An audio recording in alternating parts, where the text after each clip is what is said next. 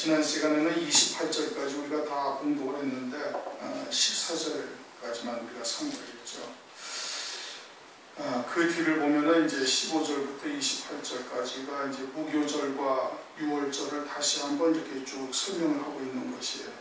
15절에 보면은 7일 동안 무교병을 먹어라. 무교병, 그 첫날에 누룩을 너희 집에서 제하라. 무릇 첫날부터 7일까지 유교병을 먹는 자는 이스라엘에서 끊쳐지리라.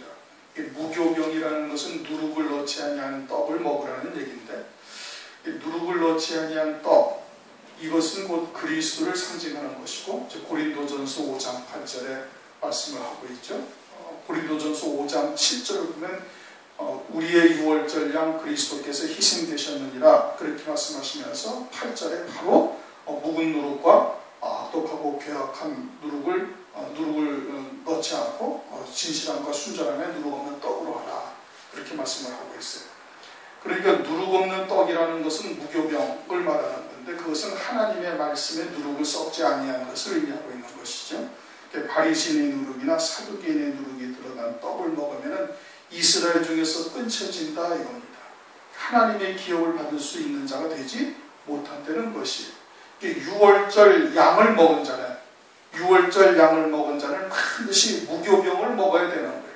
일주일 동안 먹었다라는 것은 그것은 온 일생을 통해서 온전히 무교병을 먹은 자가 되어져야 함을 말씀을 하고 있는 겁니다. 그런데 이제 오늘날 이 무교병이 뭐냐 유교병이 뭐냐 이거를 구분을 못하고 있는 거예요. 성경을 읽으면서도 유교병이 뭔지 무교병이 뭔지를 모르고 있고, 마찬가지로 신약성경을 읽으면서도 바리새인의 누룩이 무엇이고 사두개인의 누룩이 무엇인지를 오늘날 분별하지를 못하고 있는 겁니다. 당시에 예수님 당시 유대사회에 그와 같이 사람의 계명이 하나님의 백성들을 멸망케 하는 이와 같은 요인들이었다는 것을 깨닫는다면, 그러면 오늘날도 과연 바리새인의 누룩이 무엇이냐 사두개인의 누룩이 무엇이냐, 묵은 누룩도 말고 괴악하고 악독한 누룩도 말라 말씀하셨는데, 과연 그러한 것이 무엇인지를 말씀을 통해서 들여다보면 알 수가 있는데, 그런 것조차를 지금 생각을 못하고 있는 겁니다. 그냥 오직 그냥 하나님의 말씀만 인용하면 전부 다 진리라고만 생각을 하고 있는 거예요. 누룩 없는 순전한 떡은 진리를 의미하고 있는 것이죠. 진리는 성경에서 반드시 자유케 한다. 진리가 너희를 자유케 하리. 뭐로부터 자유케 한다는 거예요? 죄와 사망으로부터 자유함을 받아야 되는 거예요. 지옥과는 상관이 없는 자로서 깨닫고 있어야 되는 거예요. 그게 진리죠. 또 세상과 육으로부터 자유한 자가 되어야 되는 거예요. 눌린 것에서, 포로된 것에서 자유함을 얻을 수 있어야 돼요. 그게 진리예요. 그러지 아니하고 세상의 것에 푹박되어지고 세상의 것을 쫓아간다든지, 아니면 죄의 전전긍긍에서 그냥 지옥에 갈까 두려움에 사로잡혀서 이와 같이 신앙생활한다는 것은 그 진리가 무엇인지 아직 모르고 있는 거예요. 그런데 오늘날 이 무교병과 유교병이 무엇인지 아느냐, 이걸 모르고 있어요. 모르고 있으니까 유교병인지도 모르고 무교병이 무엇인지도 모르고 어둠에 있는 자는 빛이 무엇인지를 모르는 겁니다. 그 빛이 있어야 어둠이 무엇인지 구별이 되는 것이죠. 그게 진리가 무엇인지를 깨닫고 있어야 비진리, 혼잡된 말씀, 누룩 섞인 떡이 무엇인지를 아는 거예요. 그런데 오늘날 이와 같이 유교병이 무엇인지 무교병이 무엇인지 구별을 해서 누룩 없는 떡을 먹고 있느냐? 누룩 없는 떡이 뭔지를 모르는데 어떻게 누룩 없는 떡을 먹을 수가 있겠습니까? 그러니까 문제가 되는 것이죠. 너희 첫날에도 성회 성회요 제7회도 성회가 있게, 첫날에도 성회 제7회도 성회라는 것은 안식하고 쉬라는 얘기예요. 시작과 끝이 주님으로부터 시작되어지고 주님으로부터 끝이 된다 이겁니다. 알파와 오메가라는 뜻이죠. 그럼 모든 구원은 누구로부터 이루어진다? 하나님으로부터 이루어지는 거예요. 모든 구원이 주님으로부터 이루어지는 거예요. 그러니까 우리의 구원이 은혜요 선물이다 이겁니다. 그리스도 안에서 안식이 뭐냐? 하나님께서 안식일을 두셨잖아요. 안식일을 두셨는데 그리스도 안에서 참된 안식이 무엇인가를 깨닫고 있어야 하나님께서 이루시는 구원의 은혜를 입을 수가 있는 것이죠. 그래서 첫날도 성회요 제7일도 성회가 되니 이 두 날에는 아무 일도 하지 말고 각인의 식물만 너희가 갖출 것이니라. 각자 먹을 것만 준비해라 이겁니다. 각자 먹을 양식, 우리가 각자 먹을 양식이 뭐가 양식이에요? 영으로 사는 자요, 새 생명 가운데 사는 자라면 하나님의 말씀이 양식이죠. 그렇죠? 근데 로마서를 보면은 로마서 12장 3절 네게 주신 은혜로 말미암아 너희 중 각 사람에게 말하노니 마땅히 생각할 그 이상의 생각을 품지 말고 오직 하나님께서 각 사람에게 나눠주신 믿음의 분량대로 지혜롭게 생각하라. 각인의 식물만 너희가 갖추라 라는 것은 각자가 자기가 먹을 만큼의 식량, 먹을 만큼의 양을 준비하려는 얘기죠. 자기가 먹을 만큼의 양을 준비하려는 얘기예요. 그것은 곧 하나님의 말씀을 의미하는 것이고 6월절 양이 하나님의 말씀을 의미하는 것이고 하나님의 말씀에 대한 각자의 먹을 양이라는 것은 하나님께서 각자에게 믿음의 분량대로 나눠주시는 양이 있는 거예요. 각자의 믿음에 받을 양만큼만 받게 되어 있는 거예요. 더 이상 받을 수가 없어요. 그러니까 왜 거기까지밖에 너는 못 먹느냐라고 얘기할 것도 없어요. 각자가 하나님께서 주신 믿음의 분량대로 먹고 하나님 앞에 서는 거예요. 교회가 때로는 손도 있고 그리스도의 지체잖아요. 머리가 그리스도. 지체가 있어요. 눈도 있고 손도 있고 발도 있고 여러 지체가 있는 거예요. 모든 교회의 지체가 다 눈이 되고 머리가 되어졌으면 그러면 그건 기형이죠. 기형이라는 거예요. 그러니까 각자에 맡겨준 각인의 식량, 각인의 분량, 각자의 믿음의 분량이 있어요. 그만큼만 하나님의 말씀을 받아들이고 그만큼만 먹고 가는 거예요. 그 믿음의 열매를 맺고 가는 거예요. 그러니까 그것을 각자가 우리 서로가 인정을 해줘야 돼요. 성도들이 전부 다 목사만큼 잘하는 신앙이 설 수는 없는 거지요. 그렇잖아요. 목사가 그렇게 요구하면 그건 무리예요. 그건 욕심이지. 그러면 성도들도 마찬가지예요. 각자의 직분에 맞게끔 하나님의 말씀을 자기가 소화할 만큼 받아들이고 그리고서 신앙생활을 해나가는 거예요. 단 그와 같은 하나님의 온전한 말씀을 뜻을 깨닫고 믿음으로 열매 맺어 자라고 있으면 그것으로 딱 보고 위로받고 또 힘을 주고 서로 교제하면서 그렇게 나갈 수 있으면 되는 것이죠. 그래서 각인의 식물만 너희가 준비하라. 너희는 무교절을 지키라. 내가 너희 군대 애국 땅에서 인도해내었으므로 너희가 영원한 규례를 삼아 이 나라로 대표를 시킬지라. 그 하나님의 군대라고 그러시죠. 그렇죠? 하나님의 군대. 왜 군대라고 그래요? 430년 동안 쇠풀무와 같은 애굽의 종살이를 통해서 빼내신 자들이기 때문에 군대라고 그러시는 거예요. 물론 이스라엘 백성들이 이렇게 나왔지만 사실은 애굽 땅에서 또 다 멸망을 당합니다. 60만, 장정만 60만 명가량 나왔다. 오늘 읽은 말씀이 그렇잖아요. 60만 명이 나왔는데 사실은 뭐 거의 다 멸망하고 딱 둘만 들어가죠. 그런데 왜 하나님께서 군대라고 그랬느냐? 430년 동안 쇠풀무와 같은 연단의 과정을 거쳤기 때문에 군대라고 하나님께서 말씀을 하시는 거예요. 그리고서는 하나님께서 이 군대들을 통해서 이스라엘 백성들이 지혜롭고 군사력이 어때 강해서 가나안 땅을 들어가가지고 다 차지하나요? 아니란 말이에요. 하나님께서 다 이기게 하시는 거예요. 이게 14장 14절을 보면 뭐라고 말씀하고 있는 거 아니? 여호와께서 너희를 위하여 싸우시리니 너희는 가만히 있을지니라. 하나님께서 싸우신다는 거예요. 이스라엘 백성이 싸우는 것이 아니라 하나님께서 싸우신다 이 말입니다. 왜? 여호와의 군대이기 때문에 그러는 거예요. 여호와의 군대.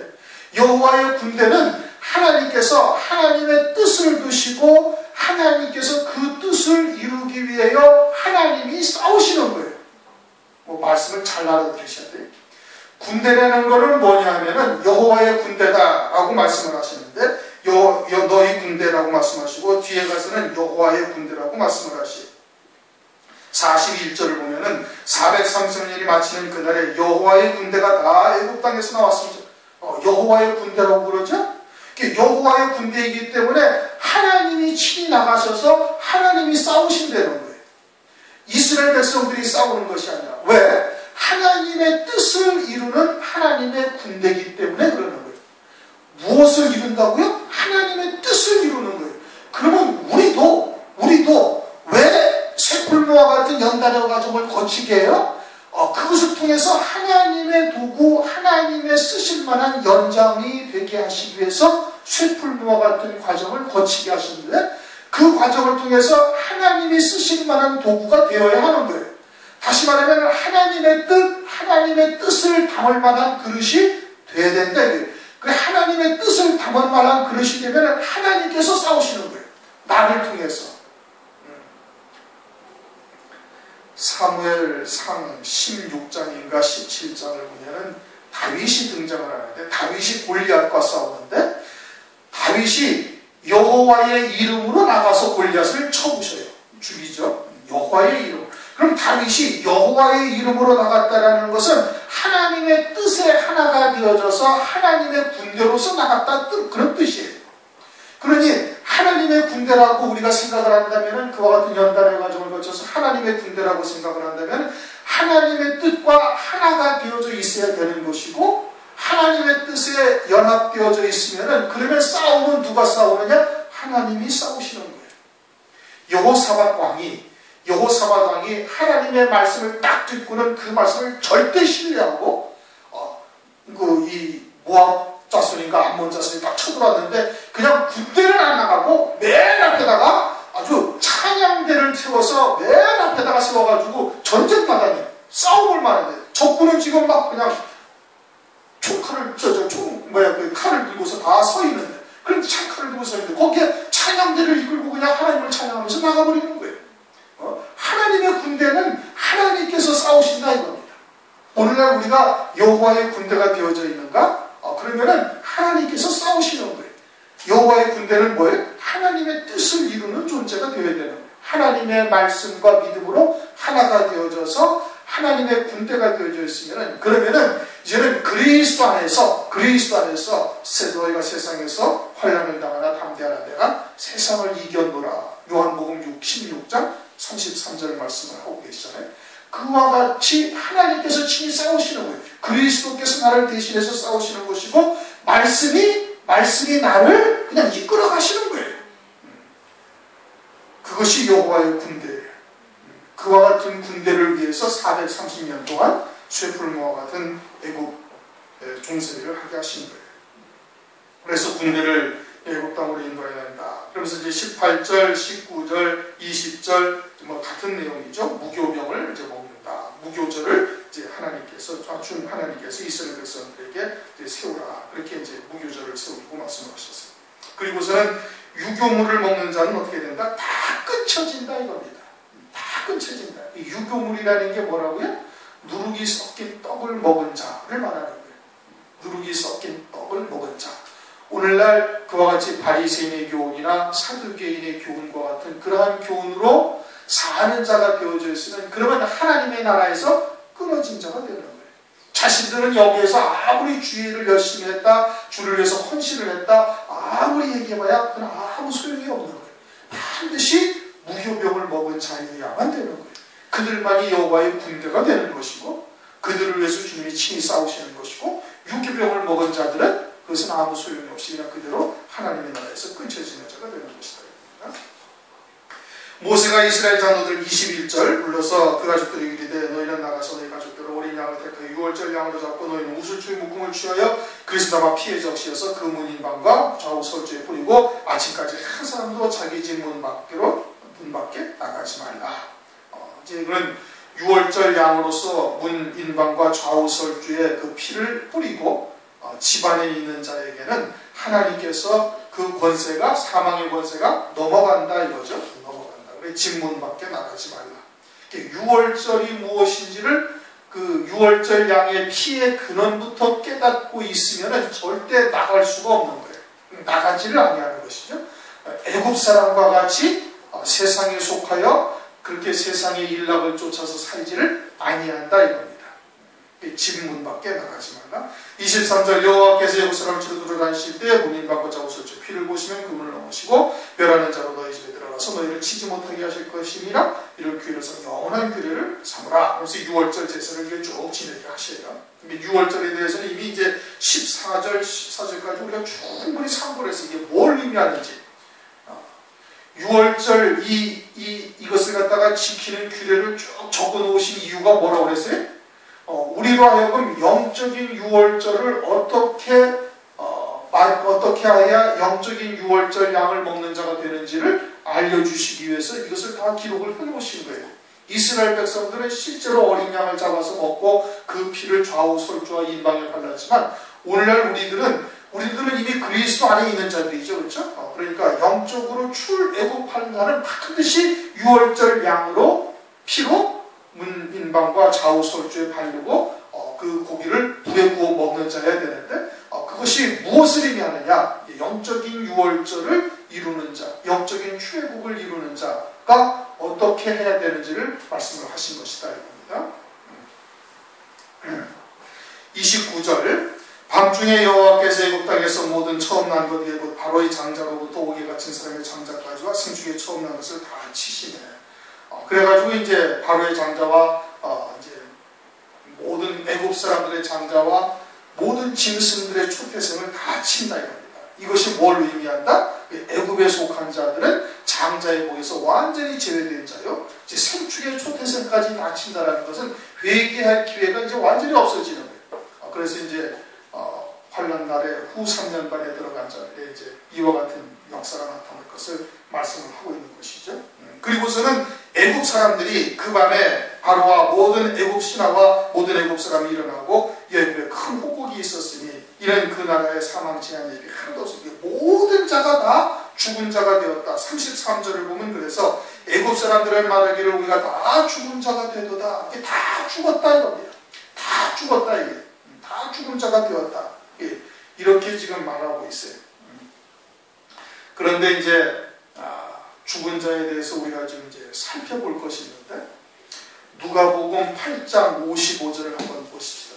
누가복음 8장 55절 뭐가 다른지를 한번 잘 보셔야 돼요. 뭐 어차피 다 못하는 거. 누가복음 8장 41절 이하에 보면 회당장 야이로의 딸에 대해서 이제 쭉 이야기를 합니다. 그러다가 이제 55절, 누가복음 8장 55절을 보면은 다 같이 있습니다. 시작. 그 영이 돌아와 아이가 곧 일어나거늘 예수께서 먹을 것을 주라 명하신대. 아이가 지금 살아났어요. 그렇죠? 회당장의 딸, 12살 먹은 딸이 살아났어요. 주님이 가셔가지고 이제 다시 살리셨어요. 살리신 다음에 하시는 말씀이 뭐냐면은 그 영이 돌아왔으니까 이제 먹을 것을 주라. 그럼 왜 죽은 거예요? 먹을 것을 먹지 못해서 죽은 거예요. 하나님의 온전한 누룩 없는 떡, 무교병, 진실한 순전하고 진실된 하나님의 말씀을 먹지 못해서 죽었는데, 근데 죽은데 뭐가 죽은 거예요? 영이 죽었다가 영이 돌아온 거예요. 그렇죠? 영이 죽었다가 영이 돌아왔다. 이렇게 지금 말씀하고 있어요. 사도행전 5장을 한번 가서 보시겠습니다. 사도행전 5장을 가면 이제 아나니아와 삽비라 이야기가 나옵니다. 아나니아와 삽비라가 나오는데 5절을 보면은 사도행전 5장 5절을 보면은 아나니아가 이 말을 듣고 엎드러져 혼이 떠나니, 거기는 뭐가 떠났다고 그랬어요? 혼이 떠났어요. 다 죽은 거예요. 회당장 야이로의 딸도 죽었다가 다시 살아난 것이고, 이 아나니아도 지금 살아있다가 다시 죽은 거예요. 근데 여기서는 뭐가 떠났다고 그래요? 혼이 떠났다고 그래요. 아나니아와 삽비라도 마찬가지죠. 삽비라도 10절 보면 곧 베드로의 발 앞에 엎드러져 혼이 떠나는지라. 그래서 혼이 떠난 거예요. 지금 아나니아와 삽비라는 혼이 떠나고 회당장 야이로의 딸은 영이 떠났어요. 영이 떠났다가 돌아온 자에게는 주님께서 먹을 것을 주라. 그래가지고 참된 진리의 말씀을 통해서 그 영이 다시 살아나고 회복되어질 것을 지금 보여주시고 있는 것이고, 아나니아와 삽비라는 산자예요. 그들은 베드로를 통해서 자기들의 영이 산자인 것을 이미 알고 있는데 성령께서 가마감동의 은혜를 베풀어 주셔서 자기들이 가진 터인지 집인지를 팔아서 소유를 팔아가지고 그것으로 하나님 나라에 바치고자 했는데, 막상 돈을 딱 보니까 마음이 조금 움직여가지고 그 돈 중에 일부를 딱 숨겨놓은 거예요. 그러니까 성령께서 하나님 앞에 열매 맺게 하시고자 그 소유를 딱 팔아서 하나님께 헌신하라고 하셨는데, 성령을 또 쫓아서 그 일을 갖다가 하다가 거스려서 그 중에 일부를 숨긴 것이에요. 그것은 혼, 즉 열매 맺는 삶을 살지 못한 자이기 때문에 혼이 떠났다라고 말씀을 하는 것이고, 야이로의 딸은 아예 진리가 무엇인지 그 영이 무엇인지를 깨닫지 못하고서 헛된 말씀들만 계속 듣다가 그냥 죽었던 거예요. 그러니까 그 영이 완전히 죽은 자인 거예요. 그러면 애굽 사람은 뭐냐? 애굽 사람은 영도 죽고 육도 죽고 다 혼도 죽고 다 죽은 자인 거예요. 마태복음 8장에 가면은 주님께서 제자가 하나가 자기 아버지가 돌아가셨으니까 가서 장사를 좀 하고 오겠습니다. 그러니까 주님께서 마태복음 8장 22절에 하시는 말씀이 죽은 자들로 저희 죽은 자들로 저희 죽은 자를 장사하게 하라. 그렇게 말씀하셨어요. 그렇죠? 그 앞에 죽은 자들이라는 것은 지금 육으로는 살아있어요. 육으로는 살아있는데 그건 영도 죽고 육도 죽고 죽은 자예요. 아니 영도 죽고 혼도 죽은 자예요. 그리고 뒤에 죽은 자 제자의 아비는 그건 영도 죽고 혼도 죽고 육도 죽고 다 죽은 자인 거예요. 영은 진리의 말씀을 통해서 산 자가 되는 거예요. 혼은 그와 같은 진리의 말씀과 성령의 인도하심을 쫓아서 믿음으로 열매 맺어 자라가는 역사를 이루는 것이 혼적인 삶을 사는 거예요. 그런데 지금 이 애국 사람들은 영도 죽고 혼도 죽고 이제 다 죽은 자들이 되어져 있는 거예요. 나머지 실제로 장자들은 육체까지 죽은 것이고 나머지 애국 사람들은 우리가 다 죽은 자가 되었다는 것은 영과 혼이 다 죽은 자가 되었다. 영과 혼이 다 죽은 자가 되었다. 이제 이것을 말씀을 하고 있는 거예요. 그 다음에 이제 31절 무슨 얘기인지 이해가 되셨어요? 30절, 31절 밤에 바로가 모세와 아론을 불러서 이르되 너희와 이스라엘 자손이 일어나 내 백성 가운데에서 떠나서 너희 말대로 가서 여호와를 섬기며 너희 말대로 너희 양도 소도 몰아가고 나를 위하여 축복하라 하며 이제 그러자 이제 그 밤에 바로가 일어나서 이제 모세와 아론을 불러가지고 이제 너희들 원하는 대로 다 나가라 이래. 뭐 양도 소도 다 나가고 어린아이까지 다 나가고 다 나가. 처음에는 뭐라고 했어요? 처음에는 여호와가 누구간데 내가 이스라엘을 너희들을 내보내겠느냐? 그렇게 얘기했어. 그러다가 이제 한두 가지 재앙이 일어나고 이제 막 그냥 여러 가지 이제 그런 어려움이 겹치자 그럼 너 나가지 말고 여기서 제사를 드리라. 그 다음에는 또 너희들 남정네만 가라. 뭐 어린아이들은 남겨두고 여자 어린아이들은 남겨두고 가라. 그렇게 점진적으로 막 쭉 재앙이 겹치다가 이제는 결국은 어떻게? 이제는 다 나가라. 짐승도 다 데리고 나가고 어린 것도 다 데리고 나가서 너희들 마음대로 여호와를 섬기라. 그렇게 지금 이제 이야기를 하고 있죠. 그럼 바로가 지금 이렇게 하는 것이 이것이 오늘날 우리들에게 영적으로 무엇을 말하는가? 그것은 우리의 옛 사람이 바로와 같이 애굽에 속한 속성을 쫓아 살고자 하는 우리의 육체가 옛 사람이 예수와 함께 완전히 이와 같이 죽은 자가 되기 전에는 출애굽이 안 되는 거예요.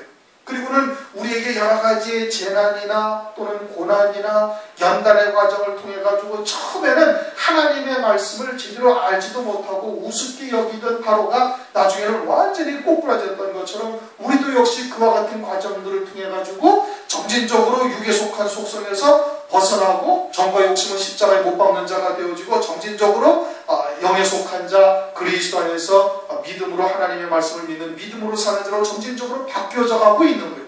그러면 우리에게 다가온 여러 가지의 재앙이 그와 같은 하나님의 뜻을 이루시는 것이라는 것을 깨닫는다면 어떻게 해야 돼? 그냥 예수와 함께 딱 죽어버리면 되는 거예요. 예수와 함께 정과 욕심을 십자가에 못 박은 자가 되어지면은 그러면 애굽에서 벗어난 자, 육에서 벗어난 자, 세상에서 벗어난 자로 주님의 뜻을 이루어 가나안 땅을 향하여 갈 수 있는 자가 되어짐을 말씀을 하고 있는 겁니다. 그러니까 출애굽의 과정을 통해서 여러 가지를 하나님께서 우리에게 계시해주고 있는 거예요. 그래서 이제 바로가 이제 이 모세를 갖다가 다 모세와 아론을 불러서 다 내보내고 애굽 사람들의 말하기를 우리가 다 죽은 자가 되도록하고 백성을 재촉하여 그 증에 속히 보내려 하므로 백성이 발견되지 못한 반죽 담은 그릇을 옷에 싸서 어깨에 매니라. 그러면서 35절 이스라엘 자손이 모세의 말대로 하여 애굽 사람에게 은금패물과 의복을 구하며 여호와께서 애굽 사람으로 백성에게 은혜를 입히게 하사 그들의 구하는 대로 주게 하심으로 그들이 애굽 사람의 물품을 취하였다.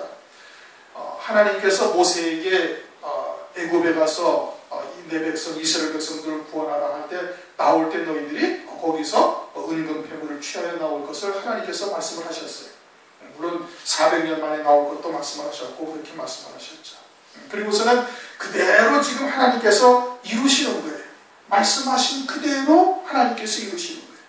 그러면은 오늘날 우리들에게 마지막 때 이루신 하나님의 구원의 역사도 말씀하신 대로 그대로 다 이루시는 겁니다.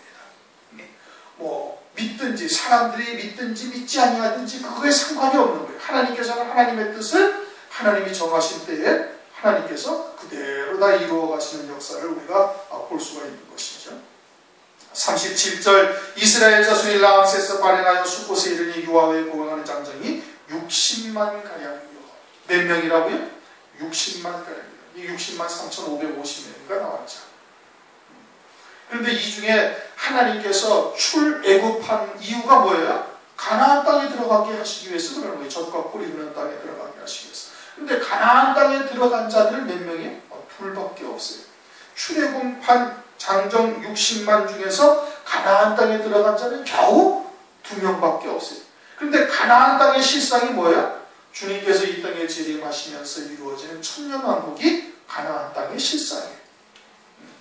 그리고서는 고린도전서 10장을 가면은 이 광야 이스라엘 백성들에 대해서 고린도전서 10장 가서 구름과 바다에서 세례를 받고 저희를 따르는 신령한 반석으로부터 물을 마셨으며 하면서 광야 이스라엘 백성들이 저희들이 하나님을 시험하다가 죽기도 하고 간음을 하다 죽기도 하고 원망 불평하다 그러하기도 했다. 이것이 너희에게 거울이다. 그렇게 말씀하고 있어요. 고린도전서 10장 11절. 이것이 너희에게 거울이요 말세를 만난 너희에게 경계로 교훈으로 기울기로 가셨다. 그렇게 말씀을 하고 있어요. 그럼 마지막 때도 말세를 만난 우리들에게 그것을 갖다가 거울이고 경계라는 것은 장차 가나안 땅에 들어갈 자들이 그만큼 아주 희귀하다라는 뜻이죠. 희귀하다라는 뜻이에요. 그러니까 주님께서 누가복음 18장에 말씀하셨죠. 인자 가운데 세상에서 믿음을 보겠느냐. 그런데 오늘날 전부 다 그렇지 않다고 얘기를 하고 있거든요. 교회는 다 구원받고 재림하실 주님의 신보가 되어지고 공중으로 다 들려 올라가고 세상은 멸망한다. 그렇게 다 이야기를 하고 있거든요. 성경이 맞는지 그분들의 이야기가 말이 맞는지는 이거는 정말 심각하게 우리가 고민을 해봐야 할 문제인 거예요. 60만이 나왔다. 38절 중다한 잡족과 소와 양과 소와 심하는 승축들이 함께하였으며 중다한 잡족이라는 것은 이스라엘 백성과 애굽 사람 또는 다른 민족들과 혼인을 해서 나온 이제 그런 사람들이 이제 잡족들인 거예요. 그러니까 그 잡족들은 애굽의 사상이나 애굽의 종교나 애굽의 문화와 이스라엘의 종교와 이스라엘의 사상과 이스라엘의 문화가 막 뒤섞인 것이 이제 같이 배우는 거예요. 자신들도 모르는 사이에 자기 부모들로부터 그대로 그냥 배우는 거예요. 그게 잡족이다 이게. 그런데 민수기를 보면은 민수기 14장 11장 4절에서 6절을 보면은 이렇게 말씀을 하고 있습니다. 이스라엘 중에 섞여 사는 무리가 탐욕을 포함해 이스라엘 자손도 다 울며 가로되 누가 우리에게 고기를 주어 먹게 할꼬 우리가 애굽에 있을 때는 값없이 생선과 외와 수박과 부추와 파와 마늘을 먹은 것이 생각나거든.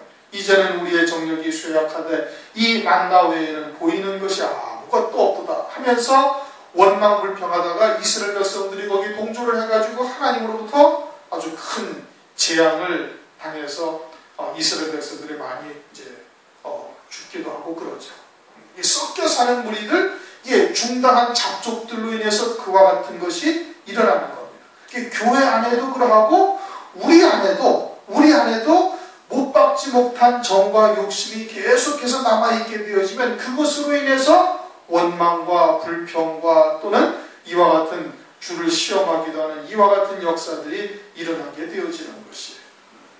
그래서 나중에 느헤미야의 때에도 이스라엘 백성들과 또 섞여 사는 무리들, 잡족들의 혼혈족들에 이래가지고 또 문제가 또 생기고 에스라의 때에도 또 그러고 계속해서 이와 같은 일이 반복되어져 가고 있는 겁니다.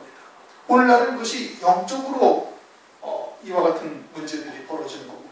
그러니까 말씀에 섞인 것들이 혼잡된 것이 들어와가지고 하나님의 백성들로 하여금 이와 같이 원망하게 하고 불평하게 하고 그러다가 광야에서 40년 동안 유리방황하다가 멸망당하게 되는 이와 같은 역사가 있게 되어지는 것이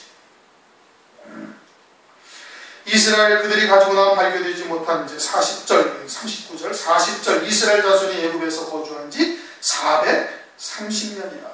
이스라엘 백성들이 430년 만에 나왔어요. 창세기 15장을 보면 아브라함에게 처음에 약속하실 때는 언약하실 때는 400년 만에 400년 동안 이방에 가서 계기되고 거기서 이제 고난을 당할 것을 말씀하셨는데 실제 나온 것은 430년이죠. 430년, 왜 30년이 착오가 생겼느냐? 하나님께서 왜 30년을 늦추셨느냐? 하나님께서 아브라함에게 창세기 15장에 말씀하실 때 애굽 땅에 이방의 땅에 가서 400년 동안 종살이를 하면서 고난을 겪게 하시는 이유가 뭐였냐면은 그것은 하나님께서 장차 가나안 땅에 들어가서 그 기업을 영원히 누릴 자로 세우시기 위해서 애굽 땅에 쇠풀무와 같은 애굽 땅에서 종살이를 하게 하시는 거거든요. 그러니까 가나안 땅에 들어가서 영원히 그 기업을 누릴 자로 합당이 세워지지 아니하였기 때문에 30년이 더 길어진 거예요. 또 한 가지는 가나안 족속, 가나안의 7족속의 죄악이 관영치 아니하기 때문에 그러는 거예요. 그래서 400년 하나님께서 이스라엘 백성 아브라함에게 약속을 하셨지만은 430년 만에 애굽 땅에서 나오게 됐다 이겁니다. 그런데 이제 오늘날 우리가 주님의 재림의 때가 이제 임박하다고 말씀을 하고 있는데 주의 재림의 때가 임박하죠. 모아가 나무의 비유도 이미 성취되었고 그 세대도 이미 거의 끝나가고 있어요. 그리고 이제 마태복음 25장을 보면은 주님께서 신랑이 오실 때가 되어져 있는데도 밤중이 되어도 한밤중이 되어서 주님이 오시지 아니하고 신랑이 더디 온다. 더디 오므로 다 같이 졸며 잘세. 그렇게 말씀을 하고 있죠. 주님이 더디 오신다는 거예요. 왜 더디 오셔요? 환난을 통해서 이루실 주님의 구원의 뜻에 합당한 믿음의 자리에 다 서지 못했기 때문에 그런 겁니다. 그 숫자가 채워지면은 환난의 바람은 불게 되어져 있는 거예요. 그리고는 그들을 하나님께서 구원하시고 또 한 가지는 가나안 족속의 죄악이 관영치 못하기 때문에 그러다 했는데 마찬가지로 하나님께서 진노의 대접을 쏟아부어야 할 그들의 죄악이 아직 관영치 못하였기 때문에 그럴 수도 있는 것이죠. 그러나 그보다도 더 큰 이유는 그 수가 채워지면은 하나님께서 반드시 환난의 바람을 불게 하실 것이다. 430년이 마치는 그날에 여호와의 군대가 애굽 땅에서 나왔고 이것을 42절로 다 같이 한번 읽읍시다. 시작. 이 밤은 그들을 애굽 땅에서 인도하여 내심을 인하여 여호와 앞에 지킬 것이니 이는 여호와의 밤이라. 이스라엘 자손이 다 대대로 지킬 것이다. 여호와의 밤이다. 이렇게 말씀하고 있습니다. 하나님은 빛이시죠. 그렇죠? 생명이고 빛이시죠. 그러니까 하나님에게는 밤이라는 게 없어요. 그런데 애굽 땅에서 종살이를 하며 쇠풀무와 같은 곳에서 430년 동안 연단이 그것이 여호와 빛 안에서의 어둠이었다 이 뜻인 겁니다. 그러니까 그것은 결국은 뭐가 되는 거예요? 빛이 되는 거예요. 빛 안에서의 어둠은 그것은 빛이 되는 거예요. 그래서 합력하여 선을 이루게 되는 거예요. 그러니까 택한 하나님의 백성들이 하나님께서 허용하심으로 말미암아 풍랑이 일기도 하고 때로는 여러 가지 이와 같은 애국과 같은 쇠풀무와 같은 연단 또는 이와 같은 종살이와 같은 험악한 일들을 겪기도 하는데 그리스도 안에서는 그것이 여호와의 밤이다 이거예요. 어둠이다 이거예요. 그러나 그것은 결국은 뭐가 돼? 반드시 빛으로 바뀌어지는 역사가 있는 거예요. 그러니까 우리가 그리스도 안에서 때로는 고난과 또는 다른 사람들이 보기에는 저주를 받는 것 같은 어려움과 그런 과정을 거치기도 하지만 그것은 결국에는 빛으로 되게 하시는 하나님의 역사가 반드시 나타난다 이겁니다. 반면에 고린도후서 11장을 가면 사탄도 자기를 광명한 천사로 가장을 하고 사단의 일꾼들도 빛의 자녀로서 역사를 한다 이겁니다. 그런데 그들은 본질이 뭐예요? 본질이 어둠이에요. 그러니까 그들은 빛으로 역사하는 것처럼 가장을 하고 있지만 나중에는 뭐가 되는 거예요? 전부 다 흑암으로 어둠으로 빠지게 되는 거예요.